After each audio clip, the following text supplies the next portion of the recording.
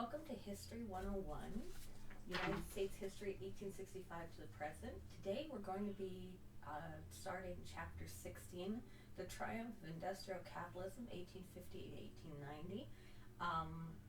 This will be part one of the lecture that we'll be starting out with. So let's go ahead and get started with this lecture. As always, the chapter opens up with an American portrait. This time it's Rosa Casatari. She immigrated to America with her husband with expectations that America was going to be this land that was going to offer her many opportunities. And instead what she found here was a land that was not as promising as she'd hoped. Her and her husband wound up in a miners' camp. Her husband turned to drinking to cope with his struggles as a miner. She wound up in this impoverished situation. Miners' camps were rough. Many of you may be familiar with it. Many of you may not be familiar with it. Whichever the case is, situations in miners' camps were far from ideal for a family. And it was no different with what Rosa encountered. And her situation took a dire turn when she gave birth alone in the ramshackle cabin that she had. There was no midwife available. And eventually her husband turned, obviously, with alcohol. He became abusive towards her. And she eventually left him, turned back to going to a settlement house where she began to improve her living situation and found that life did turn around for her and improved when she got into a settlement house on her own with her child.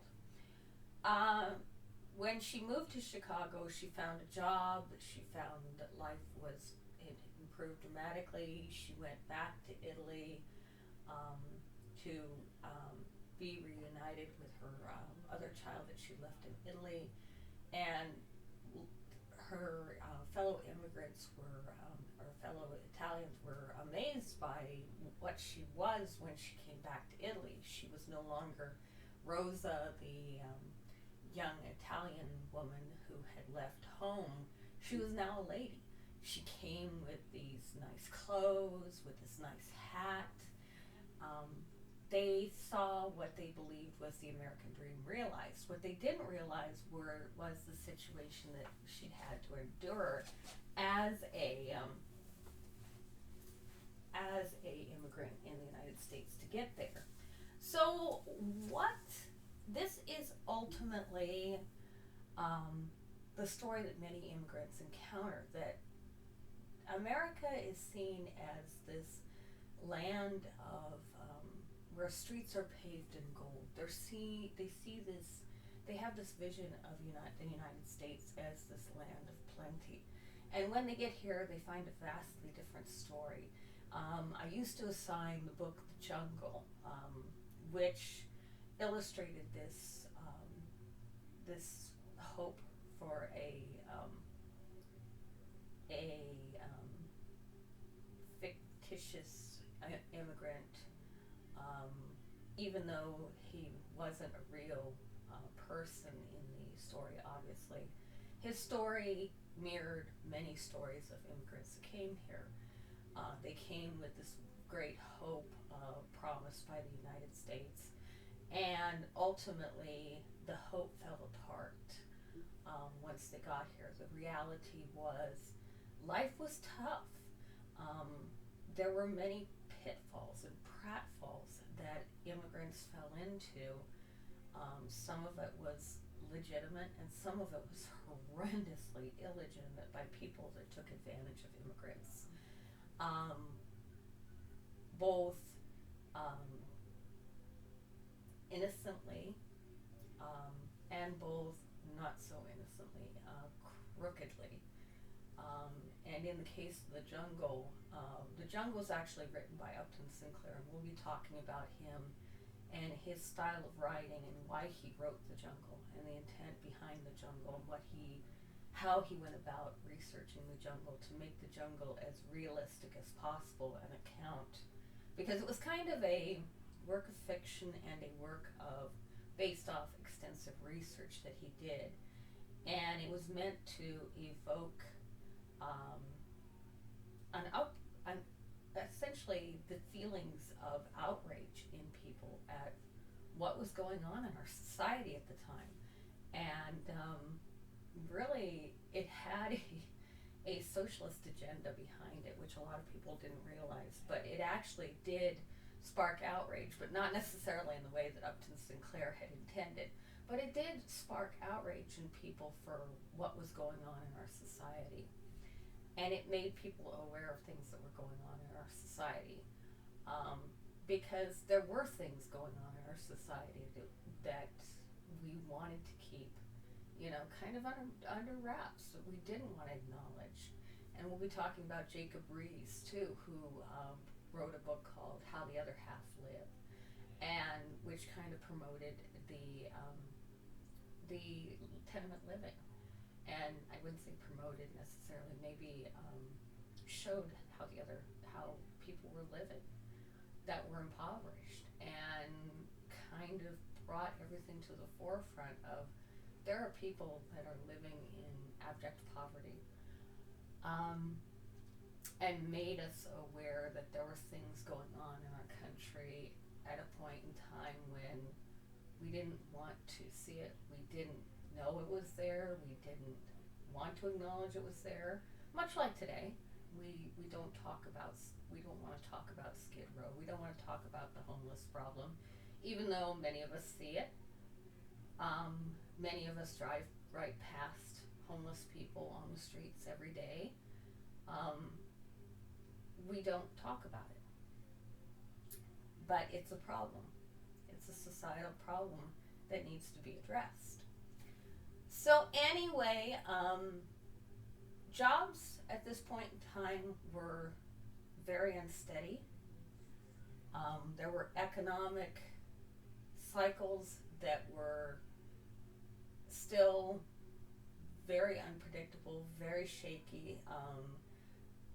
Our understanding of economics at this point in time was still very rudimentary. The way we understand economics now is based on a model called the Keynesian model. Back at this time, we were still under the impression that the economy was self-correcting. Eventually, that means that the government never had to intervene in any way. It would eventually self-correct, is exactly what it sounds like. There were these periods of these recessions and depressions, but then there would be these periods of expansion in which the economy would come out of the slough, the inflation would decrease, and production would increase again, and everything would be hunky-dory for a while, and we'd go back into a depression. The depression would be short-lived, and then everything would be bad for a while, then everything would be good for a while again, and everything would be hunky-dory, the cycle would continue on. But when things changed dramatically and we realized that the economy was not self-correcting was in 1930, in 1929, 1930s. And that's when we see the Great Depression. We'll be talking about that in this course, and when we had to really take a serious look and go, oh, gee, it's not self-correcting. Things go really, really bad. And we realize that we have to intervene. And we have to do things to stabilize the economy. And the economy isn't self-correcting. That in fact, these depressions that we had before were kind of warning bells that the economy needs assistance to come out of these depressions. That these warning bells had kind of been telling us that each of these depressions kept getting deeper and longer, and they were just kind of a sounding for that something bigger was coming, because our business cycles were such that we had to have the government intervene to stabilize things, to stabilize our businesses, to stabilize our banking systems, to stabilize our currency. And we weren't doing that. We were kind of being hands off, as the economic model had emphasized, classic economics had emphasized hands off, laissez faire. But we'll be talking about that as we move towards the Great Depression, and how the Great Depression teaches us that we can't do that, that we really have to intervene. We really have to make efforts to stabilize the economy. Otherwise, things go and you get into a situation. We saw it again with the Great Recession. We're still learning. It's a learning process. Laborers worked extremely hard. We'll be talking about how, going into this era, laborers are defined as pretty much anybody. And what I mean by anybody is including children. At this time, we don't have labor laws. It's going to take a while before we actually get formalized labor laws in place. You worked long, hard hours. Children worked in factories, doing often incredibly dangerous work. That's why I used to assign the jungle for this class, because it's graphic, the kind of work that the kids did. You would have kids climbing into machinery because they were small. And a full-grown adult couldn't climb into machines and fix little tiny parts in machines. The machines couldn't be taken apart. But a kid could climb in and fix a jam in a machine. Fix a jam in a machine. Think about that. Fix a jam in a machine. Big nasty gears grinding together, and you'd send a little tiny kid in, maybe 6, 7 years old, to get into a machine with these gnashing gears, and sometimes you might have the machines shut down. Sometimes the machine would just be jammed. And inevitably, when you clear that jam, what happens? The machine powers back up. And sometimes these kids would be killed. Yes, this little 6 or 7-year-old kid that had gotten in the machine would be killed. It did happen. So we'll be talking about that too, more in length. So with that, we're going to move into this chapter. The political economy of global capitalism. So as we had talked about, or actually, as we're going to talk about, I should say, is a Great Depression of the late 19th century. We don't often think about depressions happening outside of the 1930s, but depressions were cyclical, and they did occur throughout our history. And as I just mentioned at the opening of this lecture, we did have depressions outside the 1930s. And one of these that happened was in 1873 and 1893. And they were actually prompted, within one of these was the Great Railroad Strike of 1877. And what happened was on July 16, 1877, workers for the Baltimore and Ohio Railroad struck at Martinsburg, West Virginia, over one wage cut too many. The railroads had been cutting the wages of their workers. They were trying to economize, as generally companies do during these periods of depressions. We see it in our own times. Companies are trying to maximize their profits. In our times, we do have protections with the Department of Labor and that, but back then they didn't have these protections. There wasn't a Department of Labor that would come in if your company decided to say, hey guys, we're cutting your wages. No, that was not there back in 1877. So, a company would often say, we're going to cut your wages. And they kept cutting the workers' wages. And finally, the workers with this railroad company said, enough is enough. We're going on strike. Well, within days, the strike spread to the Pennsylvania Railroad, the New York Central, the Great Western, and the Texas Pacific. Now, you're probably thinking, what's the significance of all this? Well, you have to realize that back at this point in time in history, the railroad was one of the primary methods of conveyance across the United States. Not only for conveying merchandise, for conveying livestock, but also for moving people back and forth. And you have to realize that this is 8 years after the first transcontinental line. So not only from the west coast to the east coast, even though it's still cost prohibitive to happen, and it's before 1885, which takes the second transcontinental route, that would have reduced the cost of a transcontinental ticket. This is primarily across the developed eastern seaboard. So you've got all our major cities back there. So a lot of people used the railroad to move back and forth. It was still affordable back there. We hadn't made that jump yet to making it affordable to travel back and forth across country.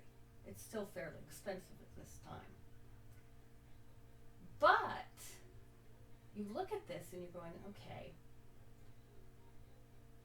so when you have one railroad strike, yes, it shuts down that railroad. But then you have all the others start to follow suit within days. It essentially seizes your main lines of conveyance. Now, yes, you have barges that can move people down waterways, which there are some waterways that allow for passenger travel, but not many. You do have stagecoaches, you do have wagon routes, you do have surreys that can convey you for small distances, but it's slow, very slow, very uncomfortable, not like a train, which travels along tracks. So essentially, travel stops. And when it comes to moving merchandise, moving, livestock, it halts, completely shuts down. Now, governors ordered the strikers to disperse. They take the logical stance of, end the strike now. They asked for federal troops and got them. Clearly, this is a major thing. This is causing major chaos.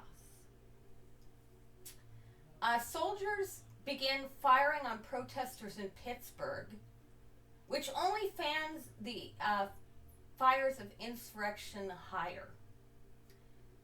Then at Zanesville, Ohio, 50 manufactories stopped work entirely. So now we're having the ripple effect begin of not only the railroads start shutting down, but those industries that are dependent on the railroads start to shut down as well. Baltimore ceased to export petroleum. Cleveland, their rolling mills, their foundries and refineries began to shut down as well. So ultimately, it takes additional actions with the federal government becoming involved to force their hands, arrests, more gunfire, more violence before the strikes are finally broken and the railroads are forced back into action. The federal government actually has to step in and get involved to break the strikes, to force the railroads to reopen.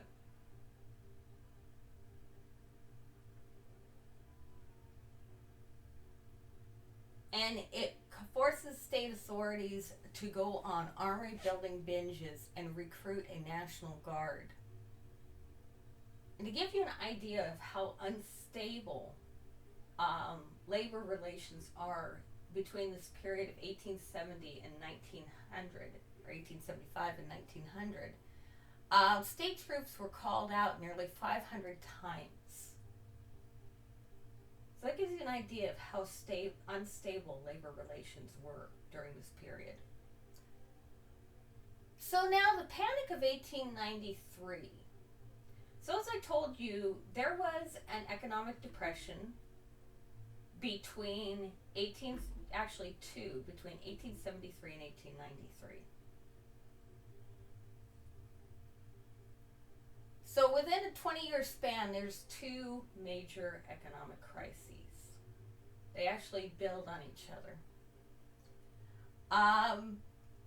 They were depressions in the truest sense.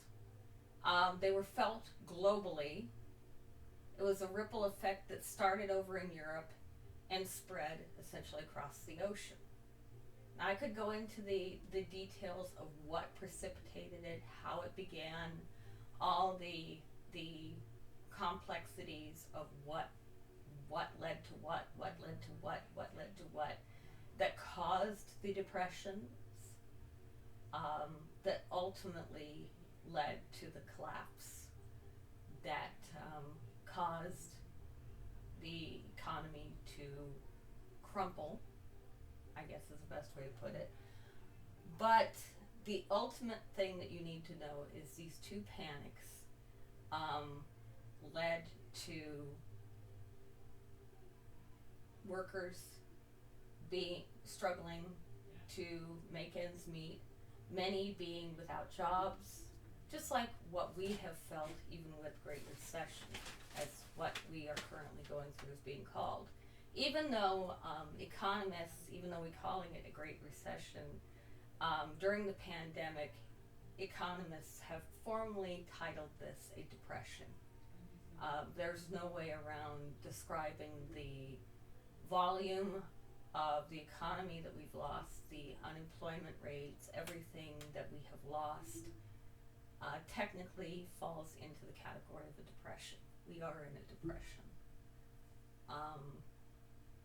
So you can understand that we are in the same situation that the Panic of 1893 fell into.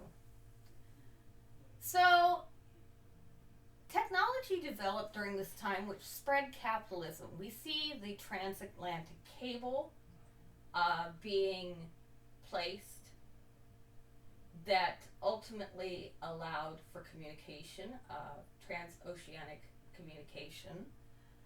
We see railroads being built, as we've already talked about, the Transcontinental Railroad.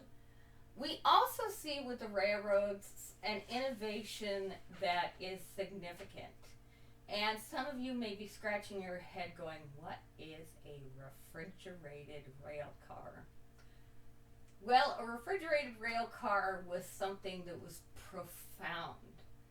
Up until the refrigerated rail car, produce,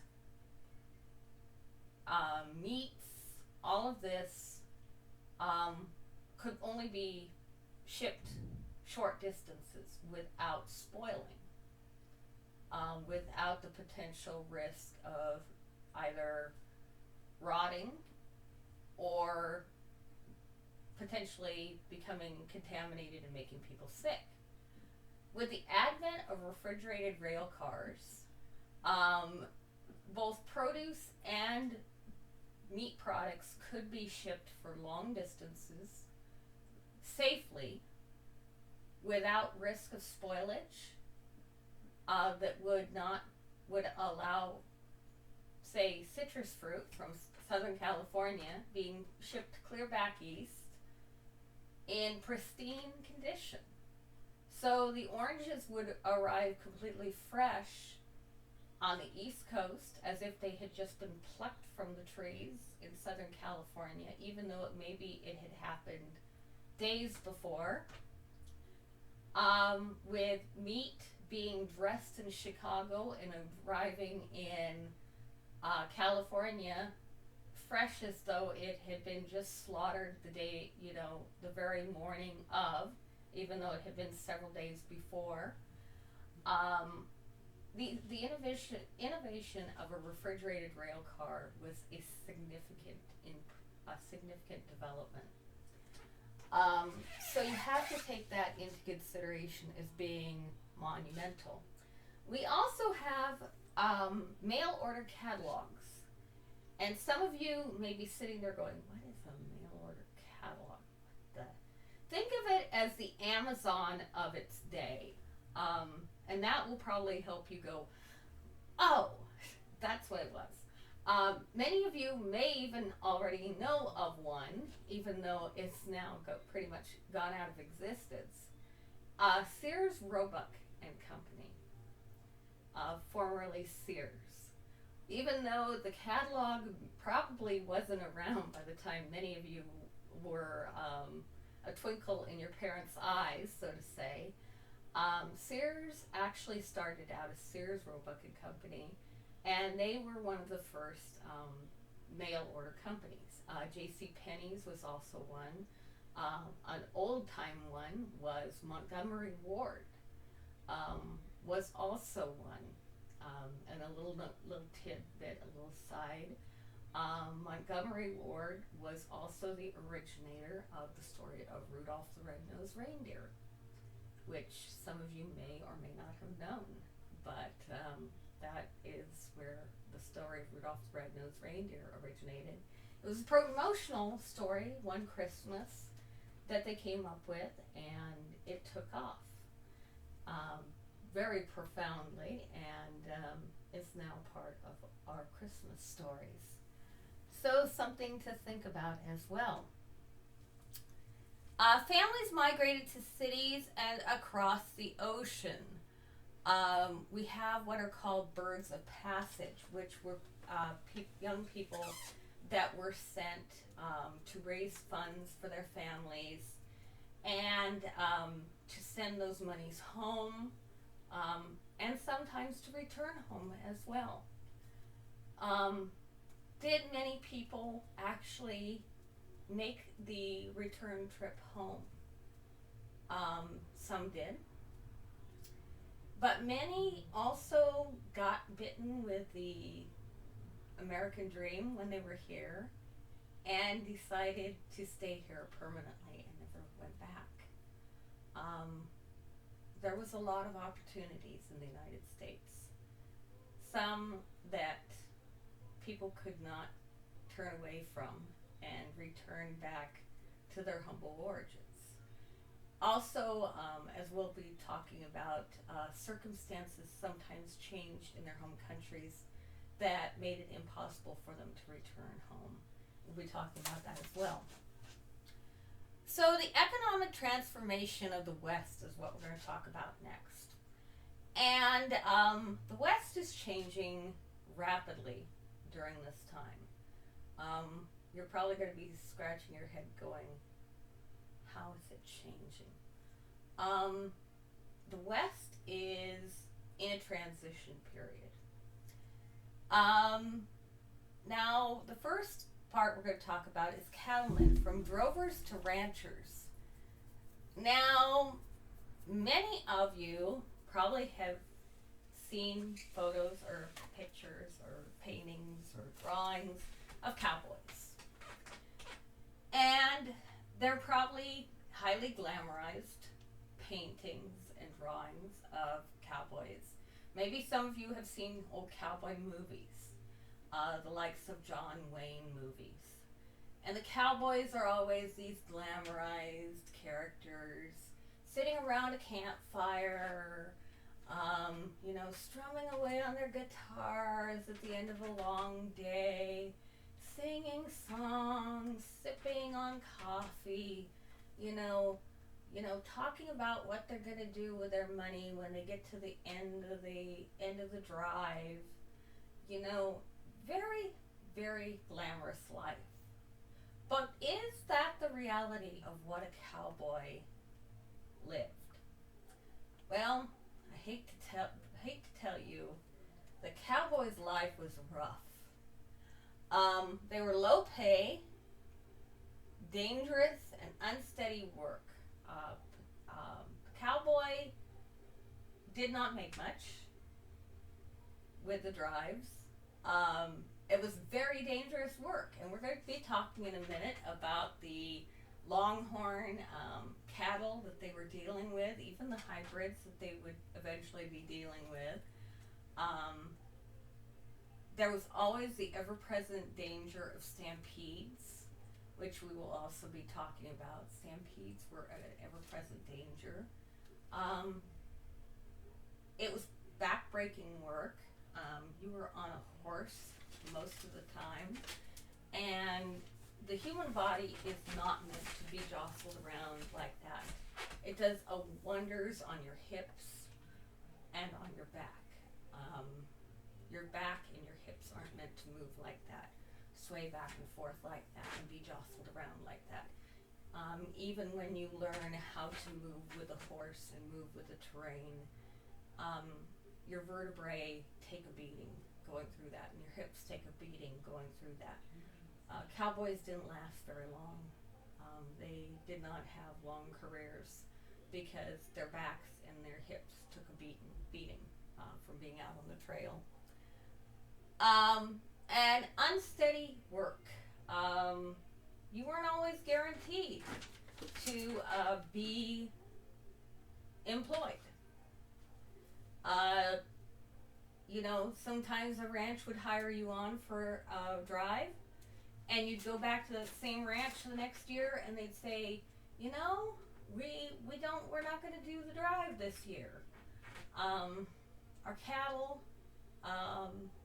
didn't fetch us much last year, so we're only hiring 5 hands. And you know what happens? We already have 5 hands employed, so we don't need you this year. So you'd have to go to another ranch, and maybe you'd have to ride 50 miles. And maybe you'd get to that ranch and they'd tell you the same thing. So it was very unsteady work that couldn't guarantee you steady income. Now the cattle, I've alluded to the cattle. These guys were not nice. Longhorns. Longhorn cattle. Maybe you've seen pictures of longhorn cattle, but they had very, very long horns. There's no joke about longhorns. Very long horns, very sharp horns. They were very temperamental, and had no problems goring people. And what I mean by goring people is, maybe you've seen the running of the bulls in Pamplona, Spain, that they do every year. You hear about how the people flee. And what I mean by flee is run for your lives down the street in Pamplona, Spain. And the people that are unfortunate enough to either not run fast enough or slip and fall and get yanked up on the horns of those terrifying bulls, those are what the longhorn steer did with cowboys on occasions. They had no problems with doing that because they were very temperamental, very easily upset. They were not nice animals by any means. They were easily agitated.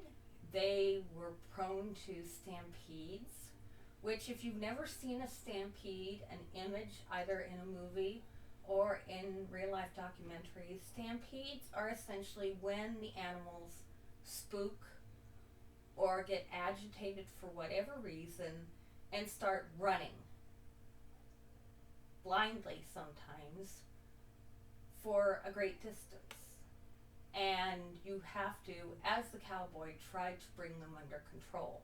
So it is your duty to try to stop a stampede to the best of your ability. So you have to run and try to bring the lead bulls under control.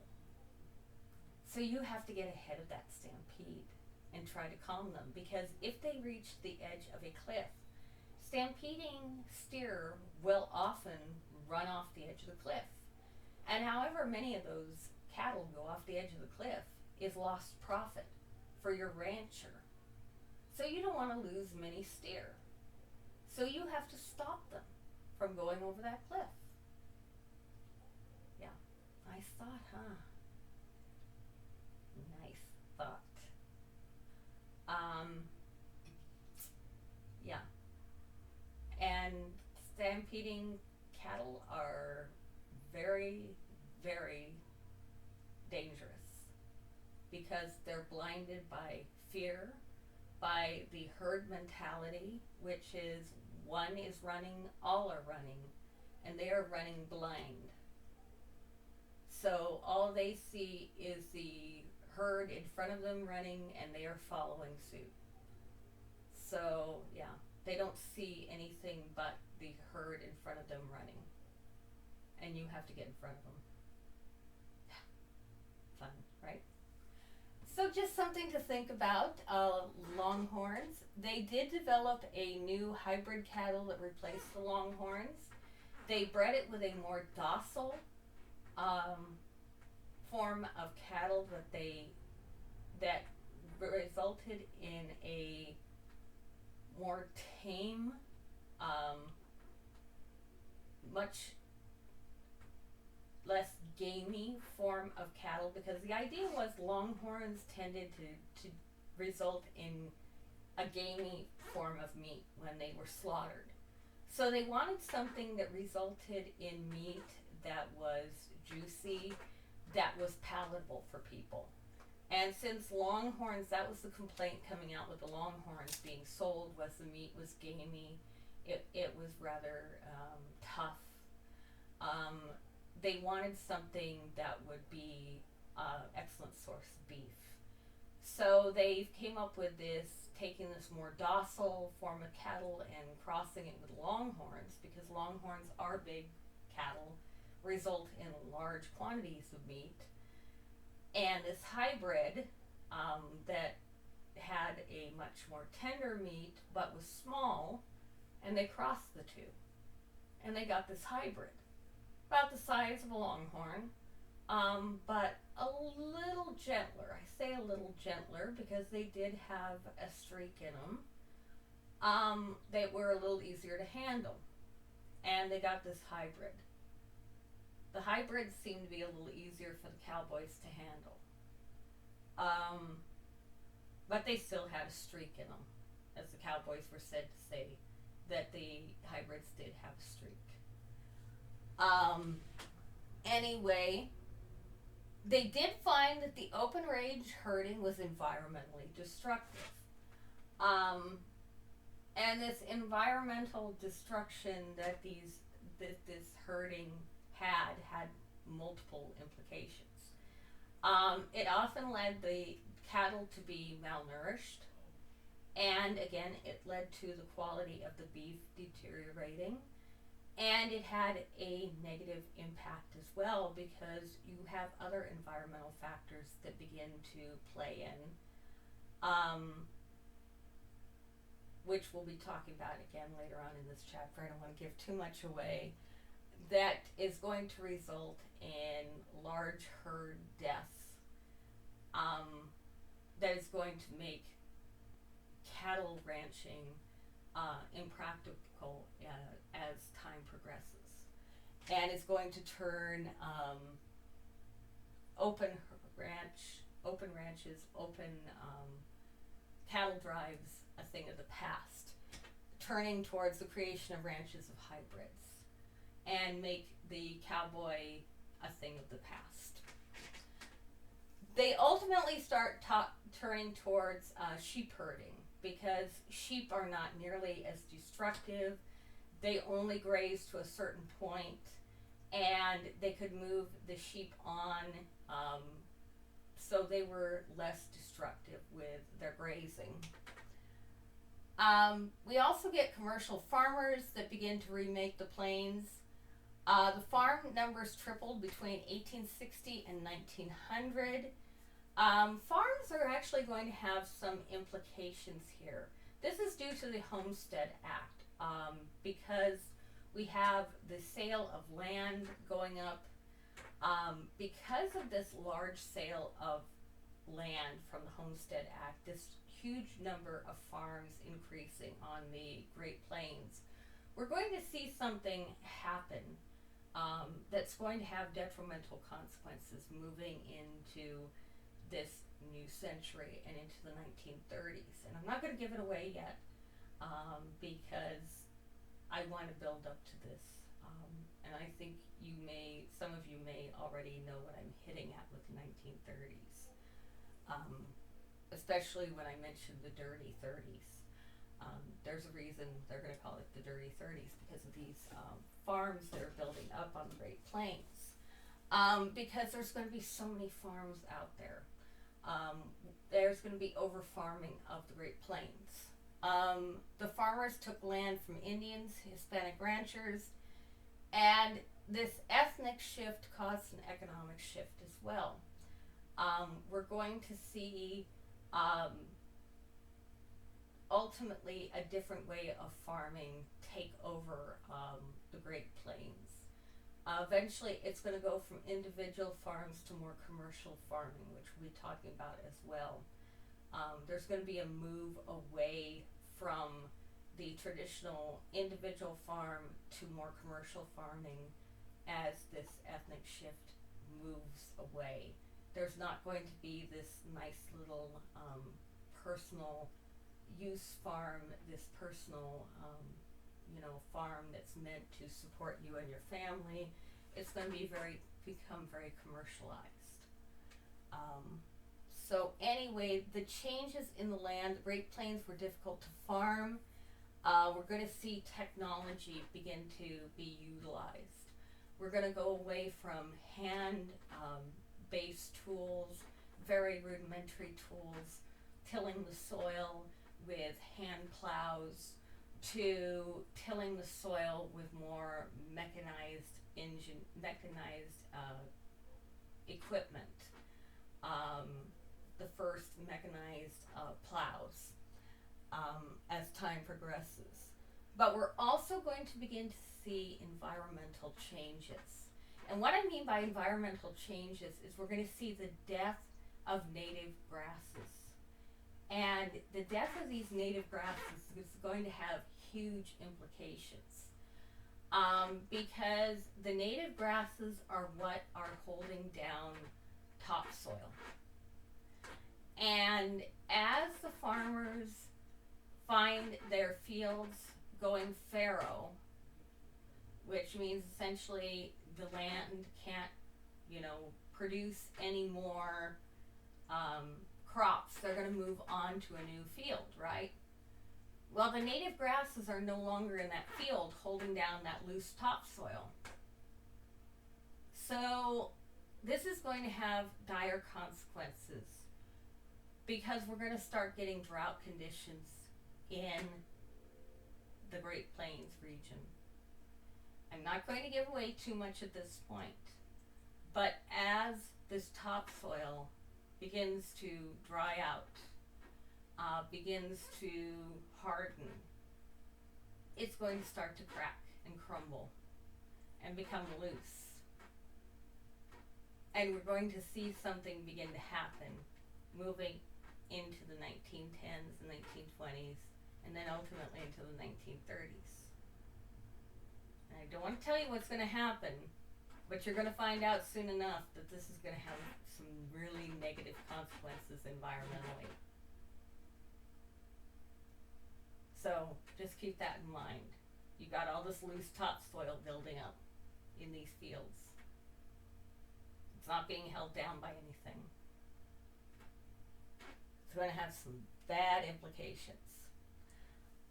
Corporations and mechanized farms, as I just mentioned, are going to start moving in and taking over this land.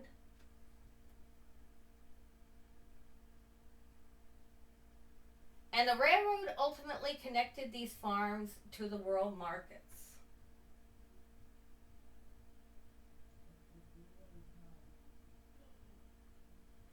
And the West is a treasure house. Now, the gold rush created boom towns and ghost towns.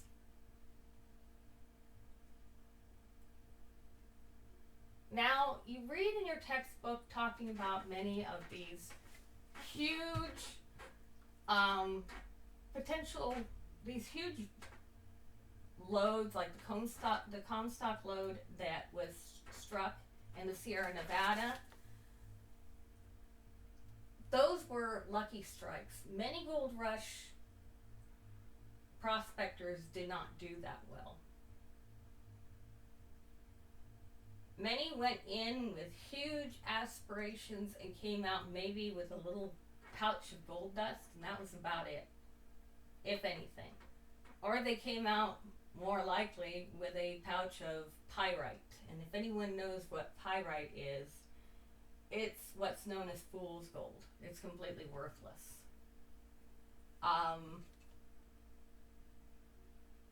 That was the way the gold rush was. It was a gamble. And more often than not, people came out with pyrite than actual gold. It was diverse, male-dominated, and violent. Death was a constant companion, whether it was through illness or through out-and-out murder.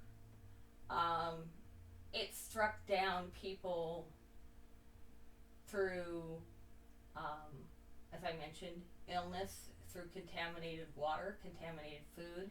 Sanitation was often the last thing to be thought of in gold rush camps. You did not think about putting in sanitation when you set up a gold rush camp.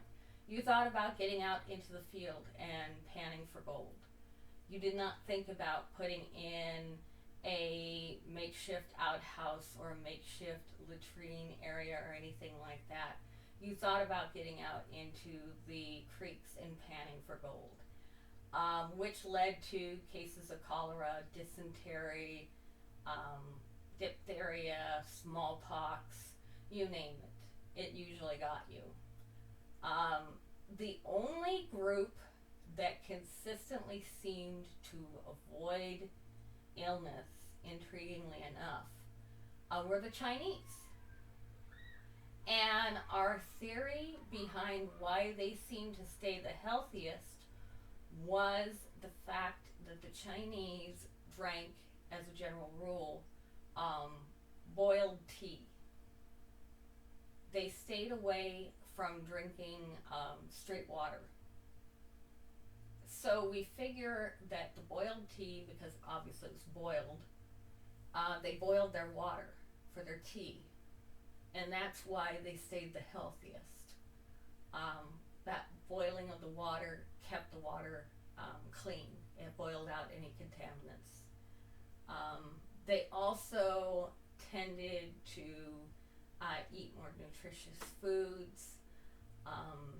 They ate more diverse diets than any of the other camp people. They ate shellfish, they ate fish, they ate chicken, they ate more vegetables as a general rule than any of the other members of mining camps. So it's interesting to realize that they actually stayed more healthy than any of the other men in the camps, which actually sometimes was to their detriment because they were seen as practicing some kind of sorcery or that. The Chinese were often looked at with great suspicion because they stayed so healthy, that they were doing something strange to stay so healthy when everyone else is falling ill, when it was just the fact that they ate better. They took this precaution of drinking boiled tea, which sanitized the water that they were consuming. So but it's always an element of suspicion around people that are not understood. And that was the element there in the mining camps. And we'll be talking more about the Chinese and the persecution they faced during this era as well. Levi Strauss made quite a name for himself during this particular time. And you may be wondering about the name Levi Strauss. How he did it was not in the gold fields, but was actually selling something to the gold miners. He actually had a mercantile, and he realized that the men were actually wearing their pants out. And he realized that they needed a durable pair of pants. It was a tailor. He recognized that they needed pairs of pants that were durable. He struck on the idea that they needed something that was tough like canvas and was dark in color. So he hit on the idea of making pants out of sailcloth and then dyeing them in indigo. And guess what he invented? He invented the first pair of blue jeans. Yes, Levi jeans. So that's where our blue jeans come from. It's a gold rush innovation. It's blue jeans because they were so durable. Then we have Marcus Daly, who actually, instead of mining gold, he hit on mining copper, on smelting copper. And of course, smelting copper is extremely toxic to the environment. This is going to have environmental implications, which we'll also be talking about as well. Now we're going to talk about America Moves to the City and the birth of the downtown area. The idea of a downtown area is separate from your living area. It's where the idea of a downtown district being where you conduct your business, where you conduct your purchases of things, your purchases of goods, of merchandise, whatever it is. And ultimately, it arises during this period of time as well. The residential neighborhoods were separated by class. This, again, arises during this period of time. We're going to see this structure stay in place where tenements are, separated on one side of the town. We're going to see the upper class area on another side of town. Really a stratification based on social class. Streetcars and commuter railroads, these lines are going to serve as a division point. You hear the term the other side of the tracks. Maybe some of you have heard of this term, maybe you haven't. This is where this originates, is during this time. Somebody from the other side of the tracks actually is referring to the stratification, demarcation. Is the railroad line essentially served as a demarcation between one side of like the tenement area and the better side of town. That's generally what was the demarcation point, was the railroad tracks in town.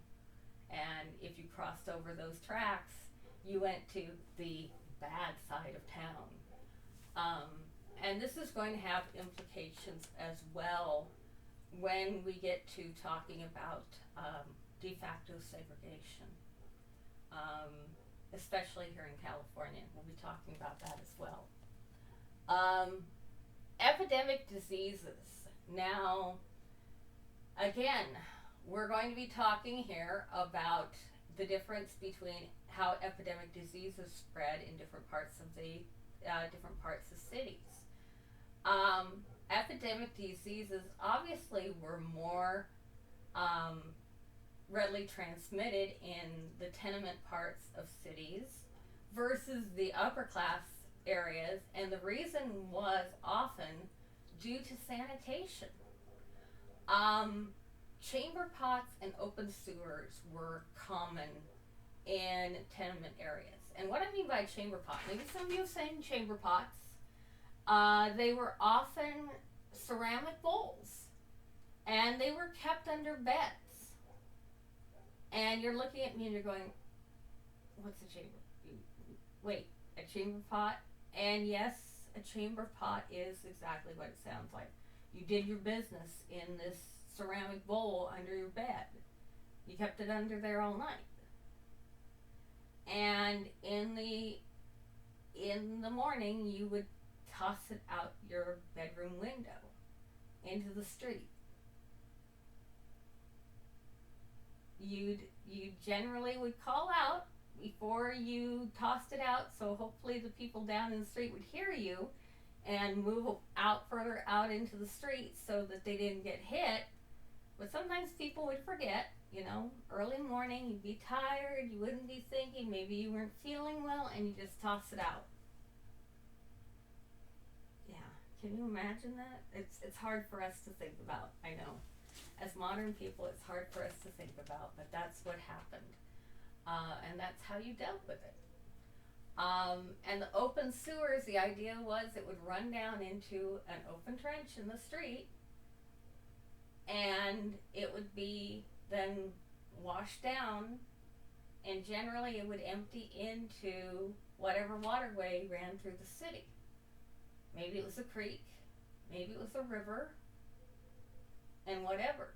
And when you think about that, you're like, oh, Lord, you mean the streets, the rivers, the creek, whatever it was contaminated. Yeah. That's how diseases spread so readily. Sometimes the kids would play in the creek, they'd get sick with diphtheria, with cholera, with whatever was going around, because the creeks would be contaminated. The river would be contaminated. Yeah. Now we know why diseases spread. Yeah. Now, the sewers on the wealthy side of town, you would sometimes, depending on what time frame it was, would sometimes have water closets. Now, what a water closet was an actual indoor toilet that flushed. And what I mean by flush is it usually looks like a modern toilet. It would have a wooden box above it that had the flusher in it. It would have a chain hanging down, and you'd pull the chain and it would actually flush the toilet.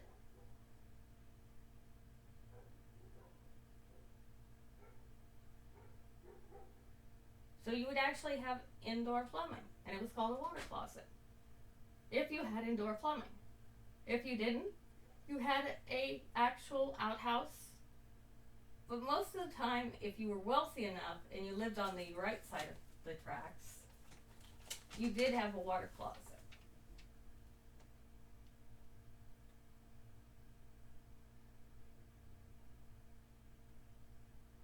So yeah, it's something to think about.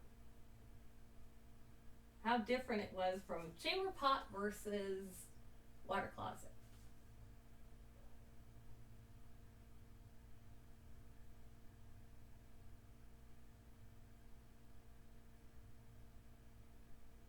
Something to consider, folks. Something to consider.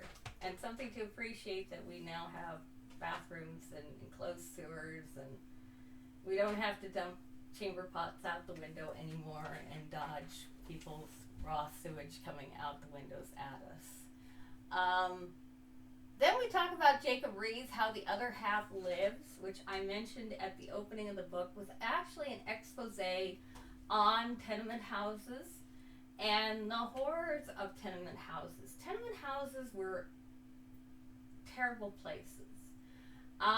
You can think of, if you've ever seen a truly slumlord apartment house that has been featured on expose on TV that they've done from Los Angeles. And what I mean by slum apartment is one of the most neglected, lower income apartment down in Los Angeles that's been neglected, where people are just living on the edge between being homeless and having a roof over their heads. The apartment manager hasn't taken care of the apartment. The apartment, there's barely running water, or the water is not something you could safely drink. There's an active rat infestation. The doors are just barely keep weather out. The windows barely keep the weather out, that kind of thing. That is an example almost of a modern day tenement house. The tenement houses of this era were just about the same way, except they were often much smaller, if you can fathom that. Sometimes they only had one room, maybe two at the max. And they often had multiple people, and sometimes more than one family, packed into these one room cubicles, I guess is the best way to describe them, rather than apartments. The conditions were appalling, to say the least. They were fire traps. They were death traps. The stairs were barely functioning, barely safe to climb, and I suppose by modern standards, they were barely structurally sound. If you see Jacob Riis's book, you will be astounded, because it was a photo expose. He'd taken photographs of these people living in these conditions. And if you see how miserable the people are, how they're barely scraping by, many of them were immigrants that lived in these conditions, you can understand that they were deeply impoverished, that they had no choice but to live in these circumstances. But you can understand the sorrow on their faces of living in these conditions, that these conditions were barely habitable. You can imagine that these conditions were the worst conditions of the worst conditions, and that it was literally like living in hell on earth, because there was fear of being robbed, of being killed, for women being raped, because there was no safety in these tenement houses as well. You just barely had enough to keep the weather out, let alone the threat of violence out as well. So something to think about as you go through and study this. Urban reform was another thing that cities were trying to advocate, which met with a bit of contradiction at this point, because we're still at a point where urban reform is in its infancy. There is a movement towards trying to make changes, but there's also a point of meeting up with graft, with corruption going on at this point. Politicians are very much motivated by greed and by their own desires, their own wants, their own needs. So there's a lot of what affectionately becomes known as payola going on during this particular time. So a lot of blind eyes are turned to very bad sets of circumstances, especially in larger cities like New York City and Chicago, to very, very awful circumstances. A lot of things are not going to change until we get to, I would say, really the time period when we see, I would probably say that eyes start to be opened really when we have the Triangle Shirtwaist factory fire, because there begins to be a little bit more awareness in our society to how corruption can actually kill people around that event. It's not a huge awakening, but it is a kind of a call for people to start becoming a little bit more aware of how cities can cover things up. And I think that really after that particular event, nationwide, people start looking a little bit more critically at their governments, and especially their municipal governments, and asking more questions and maybe demanding answers a little bit more aggressively. I could be wrong about that, but that's my feelings, at least from a historian standpoint. But we'll be talking about that when we get to that time period, and then you can give me your own impressions as aspiring historians as well. So with that, we're going to end this first part of the lecture, and then we will move on to part 2. So anyway, I hope you've enjoyed this first part of the lecture.